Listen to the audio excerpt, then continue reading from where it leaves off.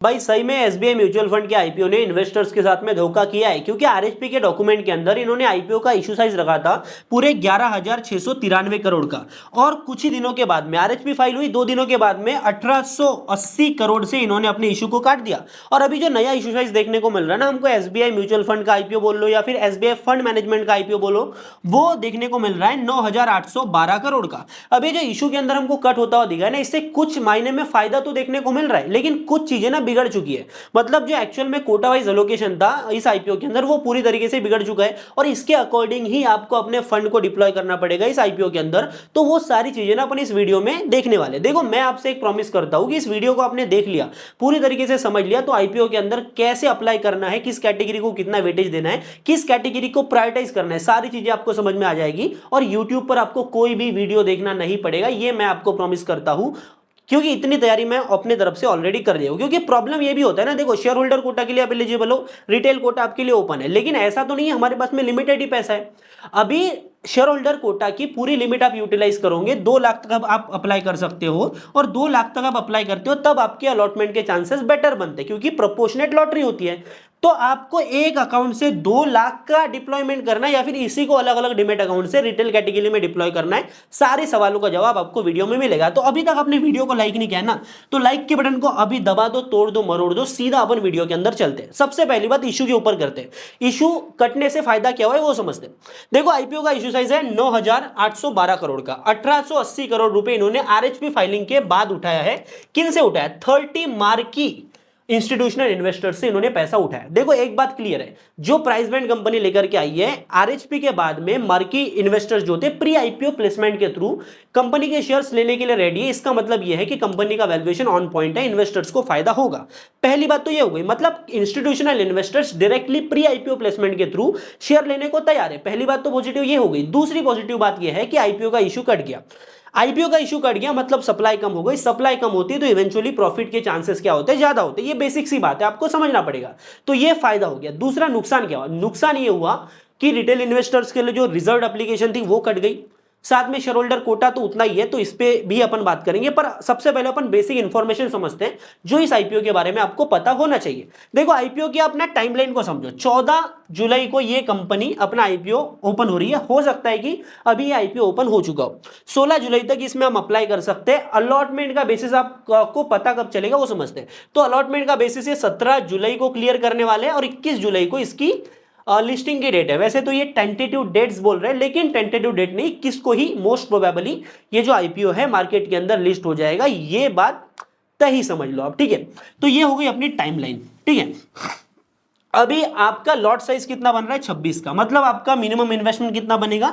14,170 का retail category के अंदर आपका मिनिमम इन्वेस्टमेंट बनने वाला। अभी कंपनी के एक्चुअल में नंबर्स कैसे देखने को मिल रहे हैं, फाइनेंशियल्स कैसे, उसकी भी अपन बात करेंगे। पर उससे पहले अपन कंपनी के बिजनेस को समझते हैं। बिजनेस के बारे में मैं आपको इतना ही बोलना चाहूंगा कि आप जब भी मार्केट के अंदर पैसा लगाते हो तो आप प्रॉफिट बनाओ या फिर लॉस करो। म्यूचुअल फंड में पैसा डाला, आपका रिटर्न बने या फिर ना बने, पर आपका जो फिक्स्ड एक्सपेंस रेशियो कटता है, समझ रहे हो, वो कंपनी के पास में जाएगा और कंपनी उससे हमेशा पैसा बनाएगी।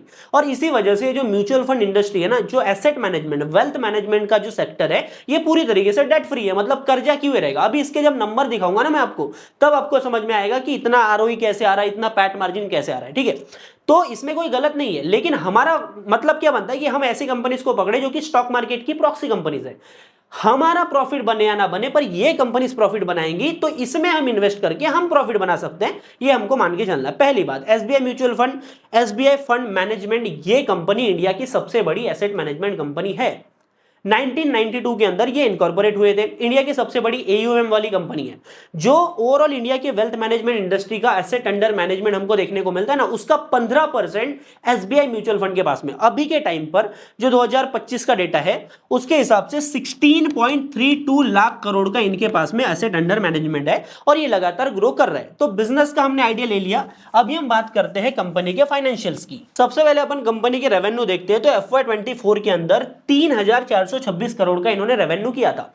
अगले साल क्या ग्रोथ देखने को मिली, बिल्कुल 4,236 करोड़ का रेवेन्यू किया और FY26 के अंदर ये लगभग 5,000 करोड़ टच कर रहे हैं।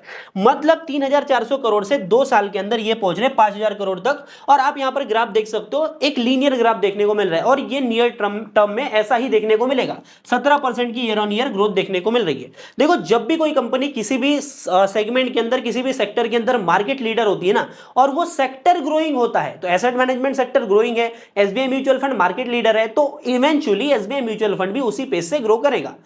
अब वो बात अलग है कि कोई कंपनी नीचे से आके मार्केट शेयर खा रही है, पर ऐसा नहीं होता जनरली। एसबीआई म्यूचुअल फंड है तो ये हमको पिक्चर ऐसी ही मोस्ट प्रोबेबली देखने को मिलेगी। बाकी कंपनी के एबिटा की बात करते हैं तो FY24 के अंदर 2700 करोड़ का एबिटा है। मतलब एबिटा कितना बड़ा है, एबिटा मार्जिन कितना बड़ा है ना, आप वो समझो। FY25 के अंदर 3412 करोड़, जो 2024 के अंदर हमको रेवेन्यू देखने को मिल रहा था, वो 2025 के अंदर हमको एबिटा देखने को मिल रहा है। अभी 2026 पे आते हैं तो 4000 करोड़ का इन्होंने एबिटा किया है। मतलब 5000 करोड़ के रेवेन्यू में से 4000 करोड़ अर्निंग बिफोर इंटरेस्ट और टैक्स ही हमको देखने को मिल रहा है। और यहां पर भी ग्रोथ 19% की है। 17% की रेवेन्यू ग्रोथ, 19% की एबिटा ग्रोथ। मतलब क्लियर चीज देखने को मिल रही है कि मार्जिन का जो ग्राफ है वो बढ़ता जा रहा है। मतलब प्रॉफिट मार्जिन जो होता है, एबिटा मार्जिन ही बोलूंगा मैं तो अभी, वो हमको ऊपर जाते हुए दिखाई दे रहे। नेट प्रॉफिट की अपन बात करेंगे तो सिंपल सी बात है, 2000 करोड़ का नेट प्रॉफिट 24 के अंदर, FY25 के अंदर 2500 का आपको देखने को मिल रहा है नेट प्रॉफिट, जिसको अपन पैट बोलते हैं, और 3000 करोड़ का इन्होंने FY26 के अंदर प्रॉफिट किया है। तो प्रॉफिट मार्जिन कितने तगड़े ना, आप आराम से यहां पर समझ सकते हो। अभी हम आते हैं इनके कुछ की परफॉर्मेंस इंडिकेटर्स के ऊपर। यहां पर आपको चीजें ना और भी क्लियर हो जाएगी। रिटर्न ऑन इक्विटी कंपनी का 25 के अंदर था 33% का, 43% हो गया। मतलब ROE return on equity company का बढ़ता जा रहा है। अभी हम आते हैं पैट मार्जिन के ऊपर। 70% का पैट है, क्योंकि आपको पता है कि भाई इनका जो रेवेन्यू है, मोस्टली जो रेवेन्यू होता है वो एक्सपेंस रेशियो से आता है, और वहां से जो एक्सपेंडिचर होते हैं ना इनके काफी कम होते हैं। तो ये आप देख सकते हो एबिटा मार्जिन 94% का, क्योंकि आपने अभी देखा कि कितना बड़ा मार्जिन ये प्ले करते हैं। अभी हम आते हैं पी रेशियो के ऊपर। अभी इतने बड़े मार्जिन के ऊपर, इतनी बड़ी ग्रोथ के ऊपर 38 का पी रेशियो, ये सेंस बनाता है? ऐसे पी रेशियो लेकर के आती है वो कंपनीज जो 10-10, 15-15% से भी ग्रो नहीं करती। और प्रॉफिट मार्जिन की तो बात ही छोड़ो, 20%, 25% भी प्रॉफिट मार्जिन, पैट मार्जिन हो गया ना भाई, नाचो वाली बात होती है। तो ये वैल्यूएशन यहां पर देखने को मिल रहा है। प्रमोटर होल्डिंग ऑब्वियसली यहां पर ओएफएस वाला आईपीओ तो कम देखने को मिलेगा, और 11,700 करोड़ का लगभग, सॉरी 1,17,000 करोड़ का हमको मार्केट कैपिटलाइजेशन कंपनी का देखने को मिल रहा है। क्योंकि इस आईपीओ के अंदर ना 10% का इशू डाइल्यूट हो रहा था अमुंदी के तरफ से, अमुंदी होल्डिंग्स और स्टेट बैंक ऑफ इंडिया की तरफ से। अभी वो 10% का भी कम हो गया, क्योंकि उन्होंने प्री आईपीओ प्लेसमेंट के थ्रू इस आईपीओ के जो शेयर्स है ना वो सेल कर दिए। तो अभी अपन फाइनली आते हैं फंड एलोकेशन के पार्ट के ऊपर। मतलब हमारे पास में एक पर्टिकुलर कैपिटल है, तो उसको हमें किस तरीके से कोटा वाइज हमको डिप्लॉय करना है। सबसे पहले ना हमें कोटा वाइज एलोकेशन को समझना पड़ेगा आईपीओ के, और क्या चेंजेस देखने को मिले उसको समझना पड़ेगा। देखो, QIB का पोर्शन ना हमको अराउंड 45% का देखने को मिल रहा है। इससे हमें कोई मतलब नहीं होना चाहिए वैसे तो। अभी HNI की अपन बात करते हैं, हाई नेटवर्थ इंडिविजुअल्स की, तो यहां पर 13.5% का कोटा ये देखने को मिल रहा है। अभी रिटेल के ऊपर आते हैं, ठीक है। रिटेल कैटेगरी एक्चुअल में जो प्री आईपीओ प्लेसमेंट किया था ना, जो इशू कटा था, उसके पहले कितना था और बाद में कितना हुआ वो समझते हैं। अभी के टाइम पर ये कोटा देखने को मिल रहा है 31.66% का। जब ये इशू कटना था उसके पहले जो आईपीओ का अंदर जो हमको रिजर्व एप्लीकेशन देखने को मिल रही थी ना, मतलब जितनी एप्लीकेशन यहां पर रिजर्व रखी गई थी रिटेल कैटेगरी के लिए, वो बनती थी लगभग 25 लाख। लेकिन जो इशू साइज कटा है उसके चलते अभी के टाइम पर रिटेल इन्वेस्टर्स के लिए जो रिजर्व एप्लीकेशन बची है वो बची है 20.81 लाख। मतलब 20,81,000 एप्लीकेशंस को रिटेल कैटेगरी से अलॉटमेंट मिलना है। तो लगभग हमको 4 लाख एप्लीकेशन जो है ये इशू कटने की वजह से कटती हुई दिखी है। तो ये हमको ध्यान में रखना है, ठीक है।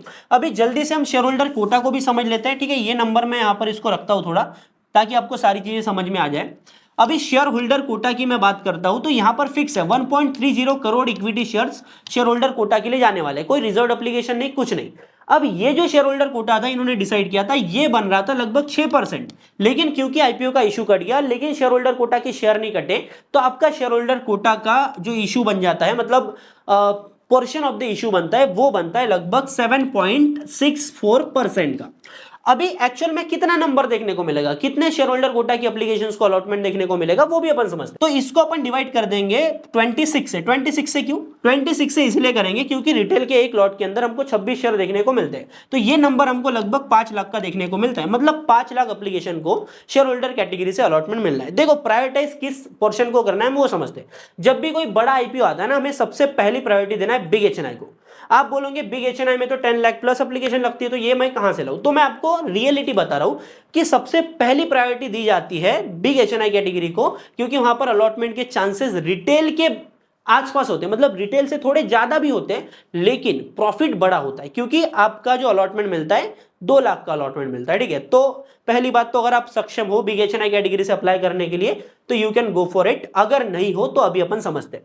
देखो रिटेल, पहली बात मान के चलता हूं कि आपके पास में लगभग 1 लाख तक का कैपिटल है। अभी आपको डाउट है कि मेरे को शेयर होल्डर कोटा में कितने डिप्लॉय करना है, रिटेल कैटेगरी से कितने डिप्लॉय करना है, तो पहले आप ये समझो कि शेयर होल्डर कोटा में अगर आपको अलॉटमेंट चाहिए तो आपको कम से कम भाई 5 से 6 लॉट अप्लाई करना ही पड़ेगा। अगर आप सक्षम हो कि 5 से 6 लॉट आप अप्लाई कर सकते हो, अराउंड 50 टू 60,000 प्लस का एप्लीकेशन यहां पर लगा सकते हो, तो आप शेयर होल्डर कोटा के साथ में जाओ, क्योंकि एक एप्लीकेशन लगाओगे प्रो रेटा सिस्टम से अलॉटमेंट मिलेगा, जिसने ज्यादा लगाया उसको ही मिलेगा, आपको तो मिलेगा नहीं। आपके चांसेस 10%, 12%, 15% बढ़ेंगे।